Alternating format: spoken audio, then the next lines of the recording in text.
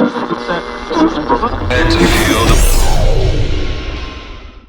everyone, and welcome along to Chargers TV. And yes, we're in podcast mode for this one. We're out of the Beetle Black Studios. We're into the Swisher Studios, Ronnie. Into the Swisher Studios. Maybe a sneak peek of what's going to happen next year, JB. And I tell you what, we're here, as you mentioned, we're here at Swisher, and I'm looking over to the other side there, and I can see all those banners, JB, and I think we're going to have to make room for one more. At least one more, Ronnie. That is correct. Hello, everyone tuning in on delay. We're not live, so of course they're tuning in on delay. Yes, here on the Chargers TV for the Chargers TV podcast edition.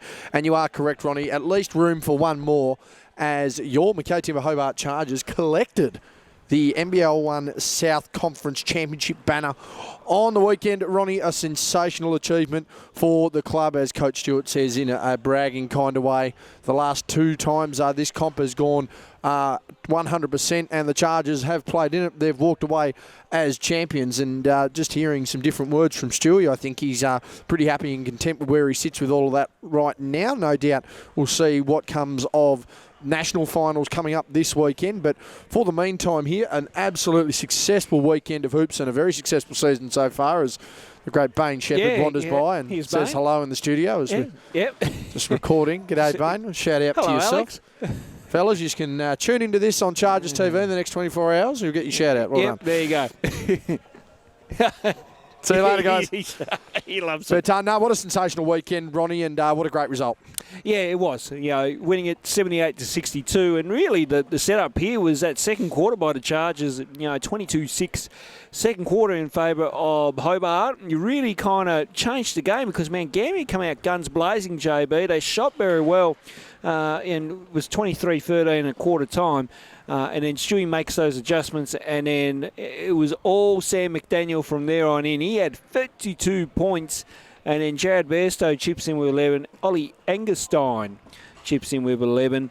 And, Harry Froling only had the 5 points, but he had 14 rebounds and 5 assists. He did a lot more away from the shooting and left it to McDaniel, Bairstow and Angerstein, that is for sure. And then it was good to see some of the youngsters get some time as well on that in that fourth quarter as well too. So a really great win, and a very, very happy Hobart team, that is for sure.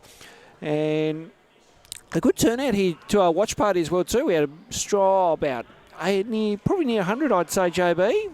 100 diehards here that enjoyed watching it, and a really great setup here as well too, when we got all the couches and that together, and got the projector going as well too. So made for a good game. Got a bit nervous at times here with the crowd, and I'm sure the supporters that were over there in Melbourne too were a little bit nervous as well. But hey, a win's a win. We'll take another South Conference Championship, and that makes it 1, 2, 3. That will make it three at least. 3. 2008, 2018 and 2022. I'm looking back further as well, Ronnie. You can see the old AV. 97, 98 we would count as the old CBA titles. So there we go. So that'll be 4. We'll take 4 in the take 4 there, JB. lineage of the team. And yeah, as you mentioned, Ronnie, with the game, Mount Gambier was always a team that was on the radar during the year. We spoke about Mount Gambier being a top 4 side. We spoke about Kilsyth being a contender, and obviously Sandringham being a contender as well. But it was only fitting Mount Gambier with probably the second biggest, if not the biggest, home advantage in the South Conference, along, I would argue, probably with ourselves here, Ronnie, in Hobart. A massive game that, and Mount Gambier, they've had their own fights as well as far as what they've been able to do as a team. We know they were in the old SCABL. Of course, we last remember them for their massive game in Hobart back in 2018. What a rip snorter that one was there. You can go and find the highlights there. Of course, you and I covering for our own audio troubles in that one there, but a sensational game there. Mount Gambier, again, as a franchise, as an organisation, had their own struggles, but back into the NBL 1 level competition, and, to see them back up there as well, total commiserations to them on the loss. Of course, we're pretty happy victors, but they're a team and an organisation that have worked really hard and, again, started to set another standard. But the Chargers just, they came out firing, Ronnie, as we mentioned there in that first quarter, though. Mount Gambier really in control. Nick Marshall really setting the pace once again. And things was looking fairly shaky for the Chargers heading in to the early part of that second quarter. But McDaniel comes down, transition 3, and all of a sudden the Chargers were away. There were some stagnant scoring periods there, of course. There was. But just to see the Chargers flick that switch, I mean, essentially holding Mount Gambier to 6 points in that second term really set the tone there for the second half as the boys were able to break away. And as you mentioned there, the likes of Jared Bairstow were there, double-double. McDaniel, obviously, with a grand final MVP. Ollie Angerstein throwing down a couple of dunks with a couple of big blocks. Harry Froling playing his role off the ball. But, you look sort of a bit later in that game as well as we just have preparation. Good save there. Good save by the fellas. But you sort of look at the preparation as well in that last South Conference Grand Final, essentially with the old Siebel Grand Final, Ronnie, that we spoke about. You saw that potentially Coach Stewart went a little earlier with the young guns of the time, which were, ironically, your Jacob Richards, Jack Stanwich now, who are in much more senior position. But you see Phoenix Roby, you see Jalen Howard get into the game. And Luke Brown coming in as well. A block party of his own in the fourth quarter. I think he was very unlucky.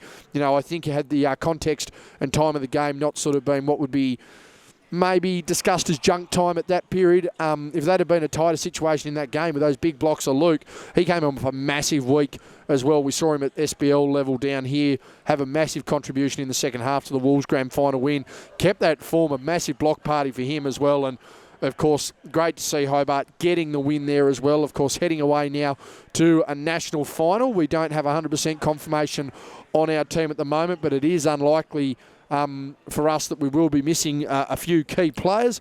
But in saying that as well, I think a lot of teams at this stage, Ronnie, are going to be missing some key players as well. Obviously, NBL pre-season camps and pre-season games are all kicking into effect. And, of course, the NBL Blitz is all but around 10 days away. So it's not just Hobart that's probably going to take a toll. Gold Coast are looking to struggle as well. And I think that wildcard round's probably shaking things up as well. Be interesting to see what Frankston do from 7th. Of course, we've heard Stewie say Rockhampton he feels there's a chance, and they're always pretty competitive. We've seen the picks across all the other conferences as well via the NBL 1 show. So, a lot of basketball has gone, but no doubt there's a lot of basketball to come ahead this weekend. Absolutely, and all kicks off Friday night as well too, JB. 8:15.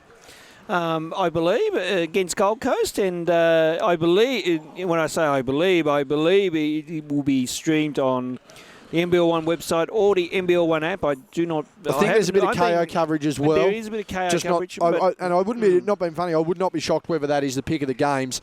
When the draw was made out and the hope that everyone was going to be absolutely available. Again, we're not 100% certain on how squads are going to look, but I mean, when that draw first came out, it was pretty clear and pretty evident who the two best teams in the country were, and I still think we're the two best teams in the country this season. That was going to be an absolute blockbuster. So North and South, I think, still going to be a really good matchup, even if players are missing there, Ronnie. I mean, full credit to our guys.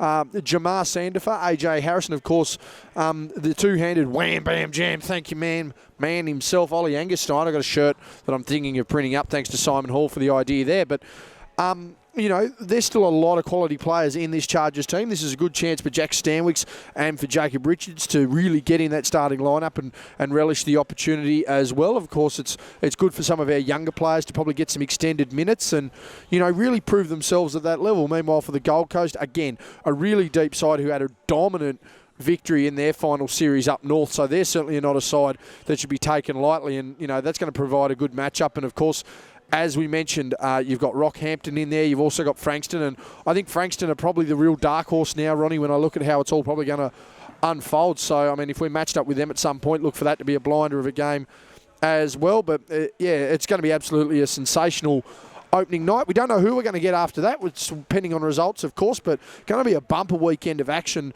for everybody. Of course, NBL 1 national titles and, of course, BTAS College Championships happening down here in Hobart as well, Ronnie. So if you're not live at a game, you're going to be watching a game. And, of course, Jack Jumpers pre-season as well. Another game there tomorrow night. I think that one's up in Launceston. So just a massive few days of hoops here for Tasmania and particularly, towards the south here of the state. Suppose my question to you, who are you picking to take the national title, Ronnie? Yeah, it's a good question, isn't it? I mean, I mean, right now, I kind of am with Stewie to a degree, saying he could well be. Now we'll get it right. Now I've noticed you've said Rockhampton. That's in Queensland. That's JB. in Queensland. It's Rockingham. There Rockingham. Well, I apologise. That's okay. I wasn't sure whether Stewie said Rockhampton or Rockingham, but I know Rockingham have always put out a good side. Apologies to everyone who I have just offended in Rockingham. In Western Australia. Yeah. Oh, God. They won the West. And, of course, Rockingham have Greg Hire, who used to play with the Perth Wildcats, and Tom Jervis, who is a pretty good big as well too. So right now you got them, and they've got a pretty good young lineup as well too. So they'll certainly be ones to watch. I feel like Frankston, because I feel like they've just probably got the easier part of the draw here to a degree, JB, taking on Canberra. And in Gold Coast, now Gold Coast have lost Krebs, Cadee, Mitchell. Yep. I believe, and we've been told that Lamar Patterson will still be playing for the Gold Coast. Oh, that's a huge in. But I mean, at the same time, there goes 4, three quality NBL players, 3 potential starting NBL level players. So, huge outs there. Absolutely. So there's going to be Stewie's going to have to rotate some of the matchups on Patterson, but has to be careful that he doesn't go too small on that matchup, because Patterson is definitely a workhorse down low and will certainly make us pay in that regard. So, I mean, when I look at it, I still think we have a really good chance. As Stewie said, we just got to accumulate the points, and we got to accumulate winning quarters. It's not necessarily about winning. Well, yes, it's about necessarily winning games, but you have to win the quarters as well too to get that extra point. So the way it's worked, it's like the NBL Cup and the NBL Blitz on the point system. The top 2 would then play off in the championship game.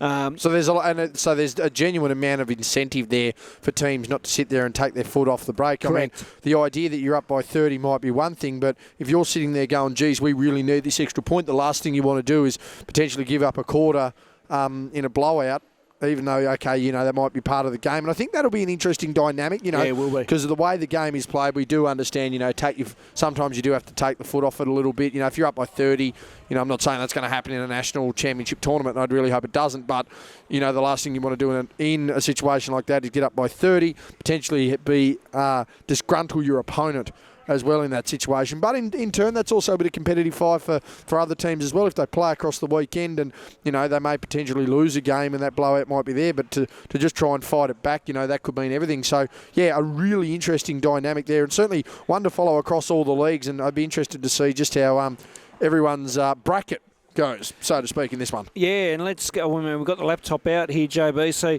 let's have a look at the bracket. So, obviously, we've got Friday's matchups all set up. And then on day 2, which is a Saturday, it's going to be first be 5th, second be 4th, third be 6th as of the standings from the Friday night.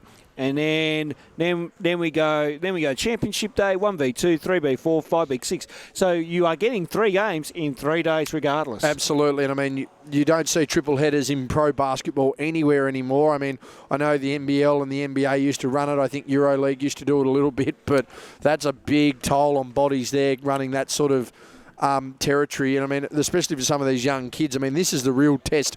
Probably the last final test, I'd say, too, Ronnie, for anyone who's potentially scouting late DP spots or potential roster-filling spots in the NBL. How fit and how clean are some of these guys here? Absolutely. Can they keep it up? If they can keep it up, yep, okay, we're a chance. But, again, this is probably the last hurrah for a lot of these guys too, who are going to a bit of a, as the fellas just head out. Tune into Chargers TV, fellas, podcast tomorrow. Podcast. We'll Thanks, guys. Give you a shout out there. Giving public advertisement away here. Yeah, Glad we did. But, it'd be really good just to see how that all unfolds. And, again, just the potential that's floating around and just what it brings for a lot of these guys.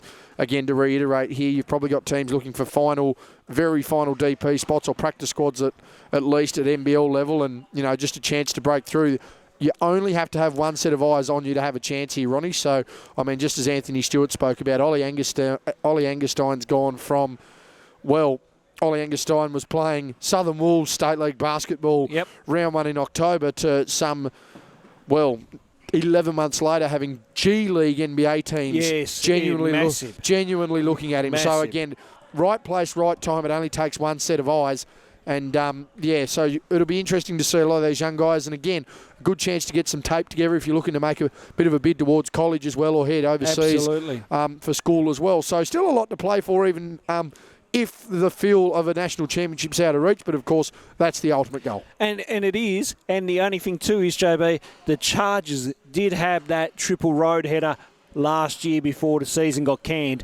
And they were rocking and rolling. They were on fire, and literally that was the turning point of the season before COVID had one of its final says once again. So if anything, Hobart can kind of dwell on this experience as far as the three-game road trip that they had last season. So if that's, if anything, to inspire for Anthony Stewart, I guess. Absolutely, and I think a lot of that experience will come from the younger guys who were on that trip and the coaching staff that were on that trip. Obviously, you know, if you're going to be looking at the fact that you potentially will or won't have McDaniel, that potentially will or won't have Bairstow, the fact that you won't have Froling, I mean, for those younger guys to come in and go, right, we've done this before, we can do it again, and the coaching staff, especially now, will understand, how do we manage this? How do we manage our bodies? How do we manage our pre-game, our post-game, our meals, you know, even our leisure time? You know, we want some downtime, but at the end of the day, we're going to have, in less than 24 hours, we're going to have played 2 top-line games of basketball. How do we manage it? You know, downtime's key, but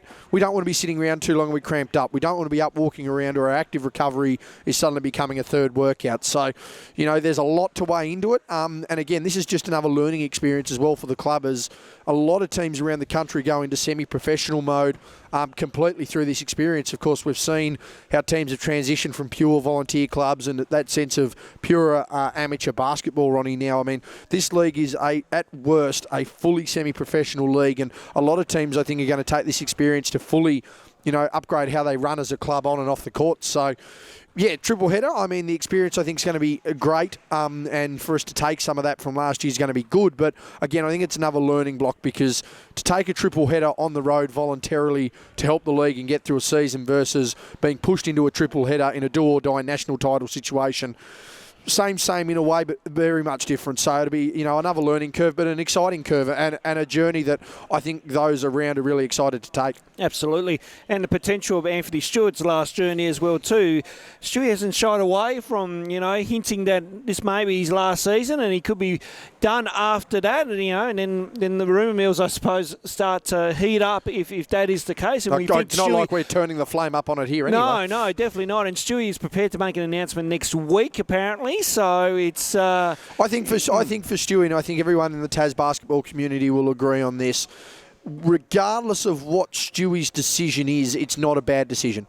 Correct. So if Stewie wants to look at things from a family perspective, and I mean, we talk about it all the time, Ronnie. I mean, his 2 boys, you know, are heading into next year, grade 12, grade 10. You know, they're starting to hit the absolute prime of their young basketball careers. And, you know, I know Stewie wants to also have a look at, you know, he's wanting to look after them and coach them and have them in the best possible position for them to be the best players they can and achieve the highest level they can. But at the same time, you know, there is that realisation that for Stewie, he is a little bit older now than he was when he came back to the Chargers. He's a little bit older than when he returned to Tasmania after playing and having harnessed his ability to coach. Not only his ability to coach, Ronnie, but Stewie has an ability to recruit players who want to play for him. Absolutely. That want to play within a system and want to succeed under his system. So, you know, for me, as I've said, and I've said it for a long time, I think he's one of the best, not only best coaches going around, but he's also one of the best recruiters and list developers in the country as well. So while Stewie's obviously got that ambition of coaching, I don't think it would take much at all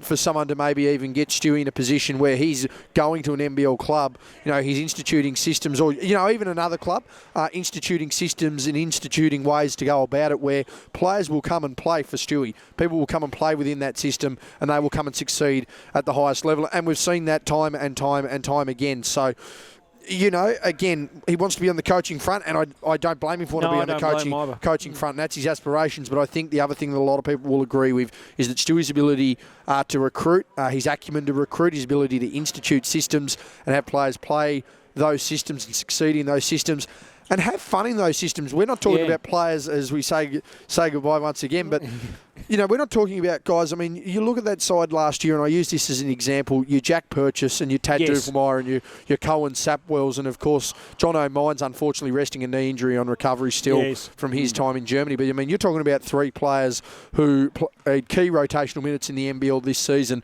that were just gun-fire, gun-ho, let the trigger fly, and they absolutely loved it. And they still talk about their time. This year, you've got a lot of guys who are still talking about their time. I know Sam McDaniel would be relishing the idea that he has got his hand on the pulse on the offense, that Jared Bairstow can come out and step up where he needs to and utilise. Harry Froling, I mean, who hasn't loved watching Harry Froling absolutely go to work? Jamar Sandifer has been able to pinch hit and come in, and we've loved to see what AJ Harris has presented to the team as well. And these are guys I can guarantee you talk to them again, they want to play under this system. They want to have a go once again. You know, these guys wanted to come and play for Stewie, particularly AJ. AJ's been wanting to come over and was nearly here last year.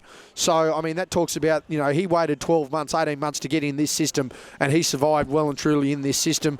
Jamar's managed to get into the system as well, and he's enjoyed that as well. Yes. And you've got to look at some of the young guys who come in and just relish their opportunity as well. Jacob Richards and you know, Jack Stanwick's taking that next step again this season, particularly Jacob really stepping up. But Jack having those opportunities to come in, to pinch hit, to shoot, to play with that freedom there.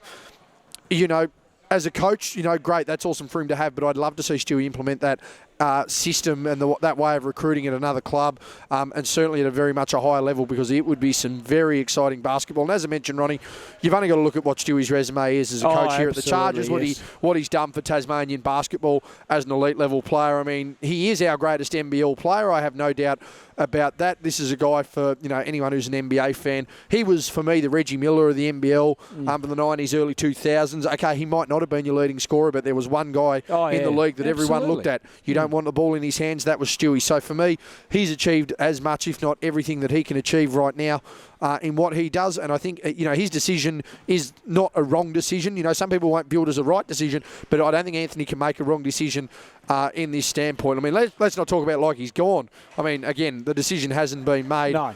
There's still a national championship to play, but whatever decision Stewie makes for him is definitely the right decision. There is no wrong decision on it, and yeah, totally commendable on whatever he chooses to do going forward. And no doubt we'll cover that decision next week. Absolutely. We'll have further. That may have to be an individual podcast in itself, Ron. Yeah, I think we're going to have to dedicate a good half an hour to Stewie on that one. It is not a lot of memories and a lot of stories we could have of Stewie, that is for sure. But Stewie's attention will be on Friday night against Gold Coast, starting on 8:15, and again, you can either catch that through the NBL One website or the NBL One app, and possibly on KO. Just stay tuned on the NBL One socials and our socials for that matter of fact as well too. Saying all that as well, and I'm just wary of the time too, JB. So we've already reviewed and kind of looked at the weekend, and we talked about Stewie. That's really only our real talking points for this podcast, because there's not much else to say or do, because we're right at the point into the season, which is always nice. But let's thank our sponsors once again, JB, because I've got some news for our sponsors as well too. Absolutely. So stay tuned after the roll call here, guys. Again, we here at the Hobart Chargers cannot thank our sponsors enough for their support in season 2022. Of course, our naming rights and platinum women's sponsor, McKay's Timber. Platinum men's sponsor, Clennett's Mitre 10. Our gold sponsor, our friends right here at Swisher Hoops Academy. Our bronze sponsors in Salters Hire, Core Staff, and Bennett's Petroleum. Community partner in Wilson Homes, and they have been great in their community and schools clinics this year, kicking off earlier in the year, and they have ticked over thousands upon thousands of students in their interactions, not only, I would say, at clinics, Ronnie, but certainly managed to get plenty of kids through the doors at Chargers games. A big shout out to our media partners, the Mercury, 7HO FM, and Beetle Black Media. Of course, Beetle Black Media, the producers of the Chargers Hoops TV studio. Chargers Hoops TV show in their studio for season 2022.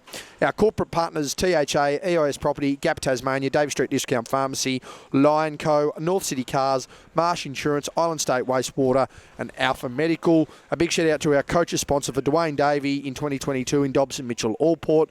Of course, our player sponsors in Mermaids Takeaway, Express Service Centre, and Bulk Nutrients. A big shout out to Intersport, who provided us with pre-game and post-game recovery mechanisms, and of course, our friends at Basketball Tasmania. A massive shout out to everyone, and a big thank you for all your support in 2022. And of course, we do have to reward our sponsors in more than one way or another, Ronnie, and we've got a nice little surprise for them. We certainly do, and we did this in 2018, and boy, oh boy, I'm glad it's back this season as well too, seeing that we won the championship in the Southern Conference. So championship banner and trophy, and now we can add trophy to it as well too, because the NBL 1 South have given us a trophy as well too to take.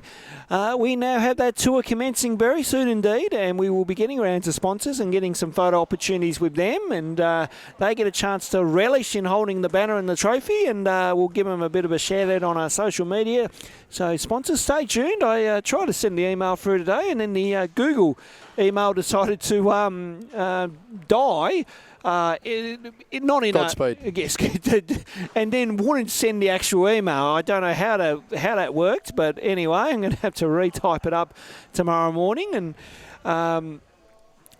so sponsors, stay tuned. We will get the championship banner and trophy to you. You never know. Depending on results this weekend, JB, we may have two of them of each.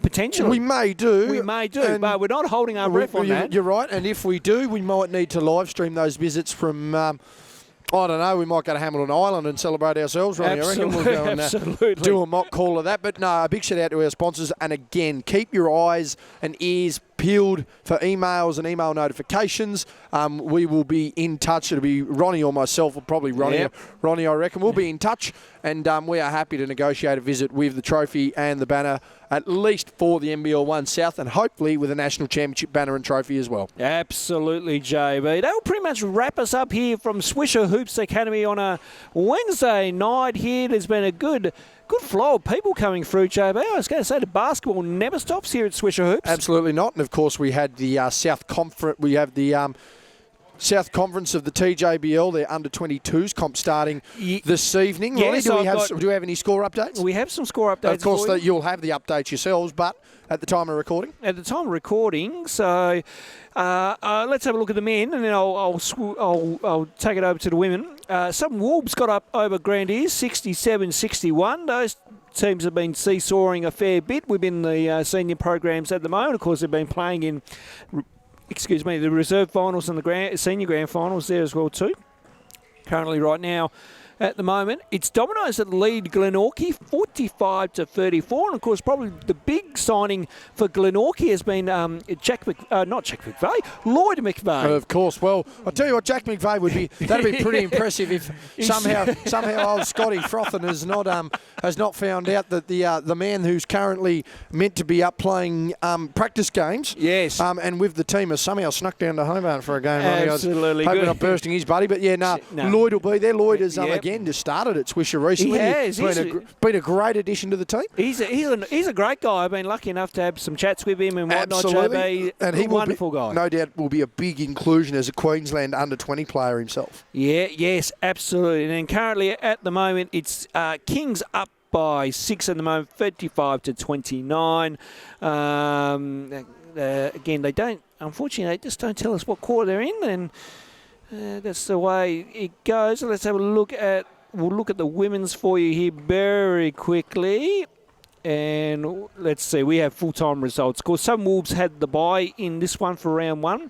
So, Kingborough, 70 to Glenorchy's 21, JB. They win it by 50. Well, that's a big margin. And then in the other game, this is another big margin, JB. Hobart, 82, Grandiers, 38. Another tight game there as well. Of a vast contrast, I should say. But, it's good to see the under-22s kicking off, Ronnie, and no doubt you will see some of the younger Chargers players floating around there, of course, in competition. And you and I on our independent source will likely be there as well, getting some footage with some younger players. And, of course, covering finals there in the second week of December. Absolutely. The full bells and whistles will be coming out for the 22s finals, that is for sure. But time here at Switch Hoops Academy for this week has ended, and we will sign off from here. On behalf of Justin Bryan, I'm Ron Riggs. It's been another edition of It's been a wham, bam, jam. Thank you, man. Absolutely. And we will see you next week and review the national finals.